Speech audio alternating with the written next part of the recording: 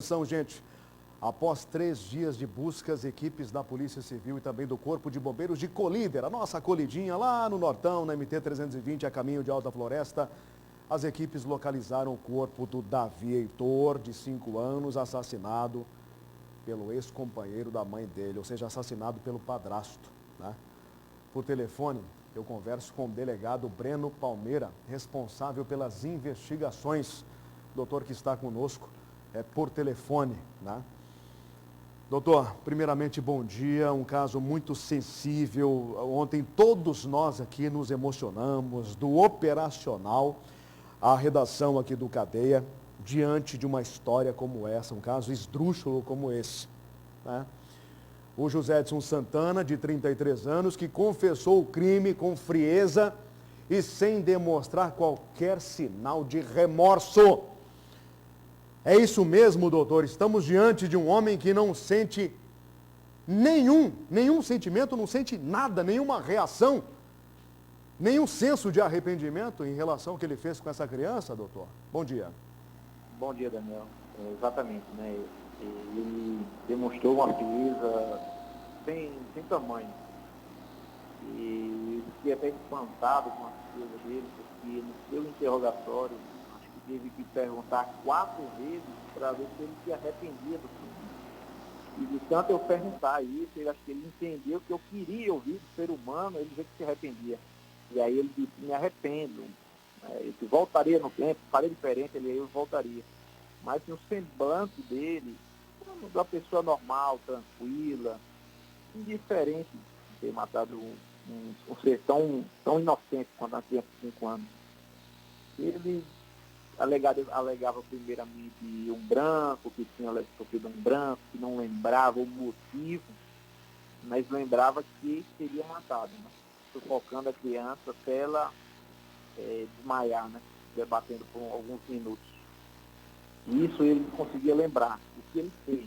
Eu perguntei, você usou ou usa drogas? Ele disse, não.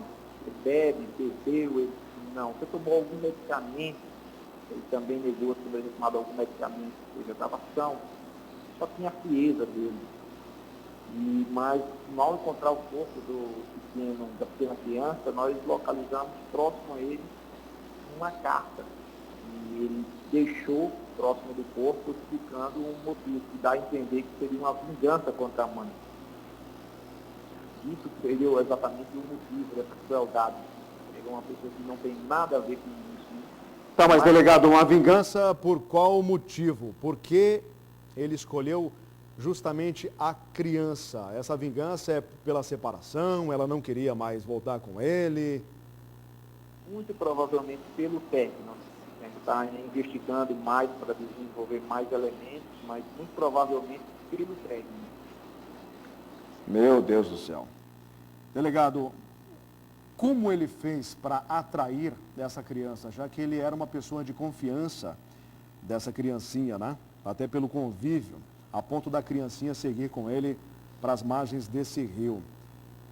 Como ele agiu? Muito simples, Daniel. Ele tinha convívio com a criança. A mãe negava que ele seria então suspeito. No primeiro momento, a mãe negava que seria ele. Não, ele ajuda nas buscas. Os meus filhos gostam dele, ele nunca maltratou meus filhos. Ele é uma boa pessoa, ele trabalha, só não deu certo no nosso relacionamento. Ela negava que ele pudesse ser envolvido. Ele só caiu em si quando ele conseguiu provar que foi ele. Quando ele pegou a câmera. Então a criança confiava nele. Ele já sai de novo com 2 capacetes, que leva a que ele já tinha falado para a criança que era ele na esquina. Então a criança vai até a esquina, ela senta na calçada com 11h25, no sol, como se estivesse esperando alguém. Quando ele passa, ela já vai em direção a ele. Então ele diz que vai buscar uma marmita e ela passa com ele de moto. Depois ele, teoricamente, iria levar até uma ponte para poder dizer que ia mostrar um peixezinho, mas não foi nada disso. Ele conseguiu provar que ele não foi até o local que ele inicialmente confessava.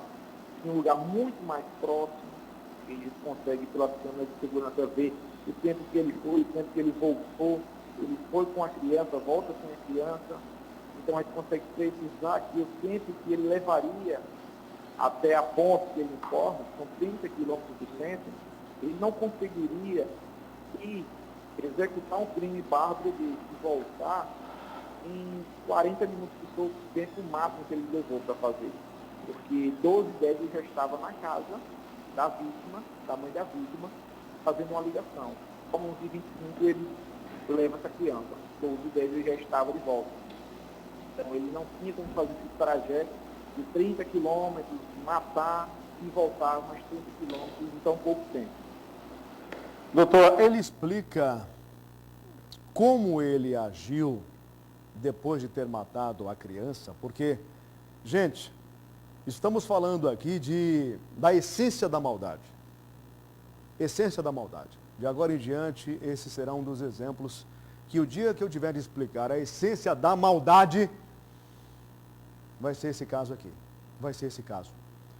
Porque ele mata e ele volta, ele retorna ao convívio da família da vítima e ainda leva a polícia, conduz a polícia, ajuda a procurar uma vítima que ele mesmo havia matado. É isso, delegado? Exatamente. Ele ajuda toda a família nas buscas. O crime ocorreu na sexta. Certo. Então, eles, quando acham que está desaparecido, né, aí ele ajuda a mãe, a avó, primos, ele ajuda todo mundo nas buscas. Ele passa o dia perguntando às pessoas se viram pelo Davi. Ele vai atrás de lugares que tinham câmera ou não. Ele vai levando a família a um outro caminho. Ele ajuda, ele consola a mãe.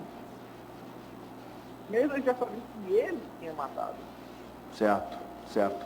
Em que momento o senhor fecha o cerco contra ele, delegado? Em que momento o senhor percebe que tudo o que ele faz é de forma dissimulada e que o assassino está na frente de vocês? Daniel, eu tenho que dizer que foi o nosso investigador Hélio. Foi a esperteza do nosso investigador. Eu tenho que dar total crédito para ele, né?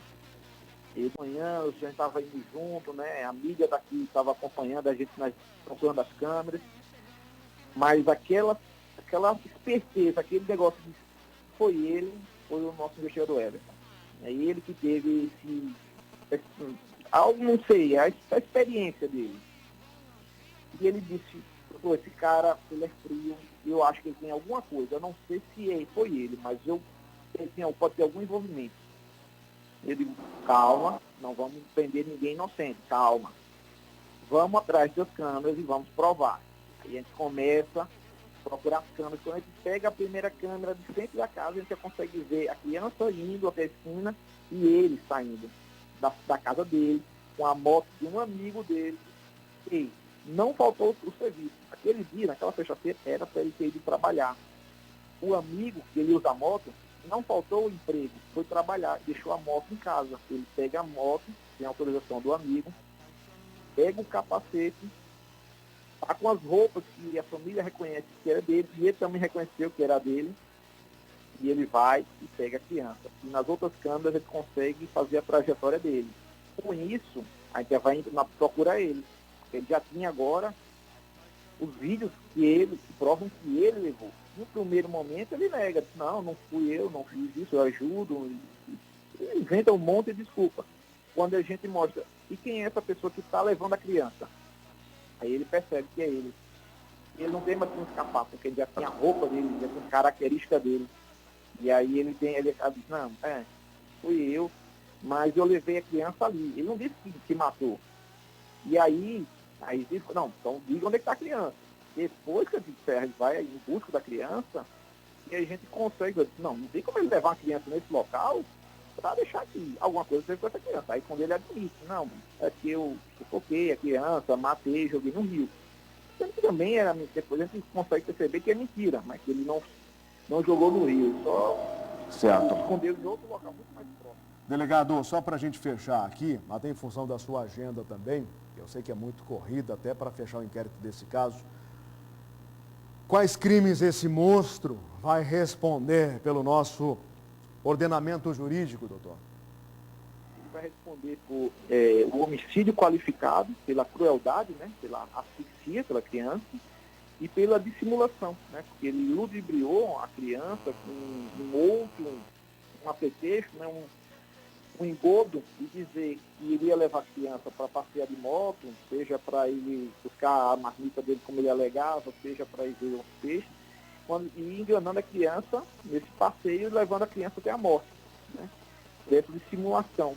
E pela ocultação de cadáver, porque além dele matar, ele escondeu o cadáver tentando se furtar ao crime, né?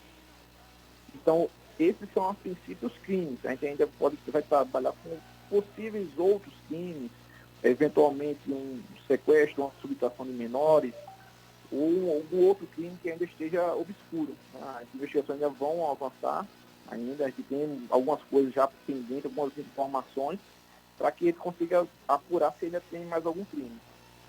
Delegado, obrigado por atender o Cadeia, tá? Obrigado pela atenção do senhor aí. Estenda o nosso abraço a toda a sua equipe, aos colegas da Record aí, ao nosso Zé Paulo, nosso popular Zé Fininho. Abraço a todos vocês aí. Obrigado por nos atender, delegado.